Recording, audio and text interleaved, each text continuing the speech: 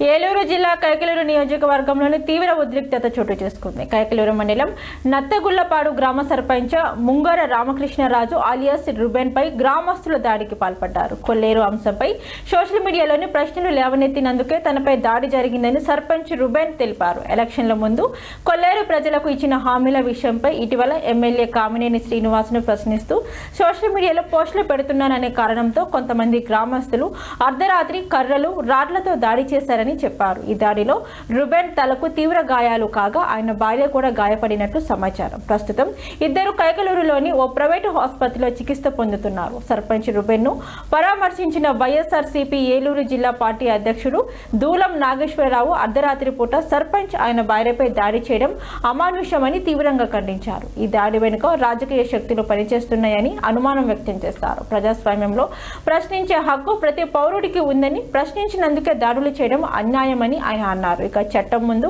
అందరూ సమానులేనని, దోషులు ఎవరైనా సరే చర్యలు తప్పవని స్పష్టం చేశారు.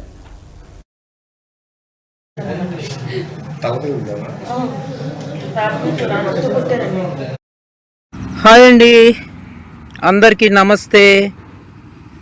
చేసిన పాపం ఊరికనే పోదండోయ్. అది దేవుళ్ళని అడ్డం పెట్టుకుని చేస్తే మాత్రం ఇంకా ఘోరంగాను. నేను చెప్పేది ఇప్పటికే మీకు అర్థమైపోయింది అనుకుంటాను.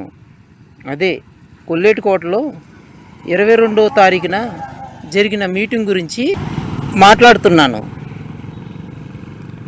ఒరే, వాగ్దానాల మీద వాగ్దానాలు నా మీద మీరు చేసేస్తున్నారు. ప్రజలేమో నన్ను అనుకుంటున్నారు. తీరా చూస్తేనేమో ఒక్కటి కూడా మీరు నెరవేర్చట్లేదు. ఆ అబండాలన్నీ నా మీద వేస్తారు ఎందుకురా? పాపాలు చేసేదేమో మీరు, శిక్ష అనుభవించేది నాకా అని ఆ తల్లికి కోపం వచ్చి ఏ కొల్లేటి పెద్దింట్లమ్మ సాక్షిగా, పాదాల సాక్షిగా మీరు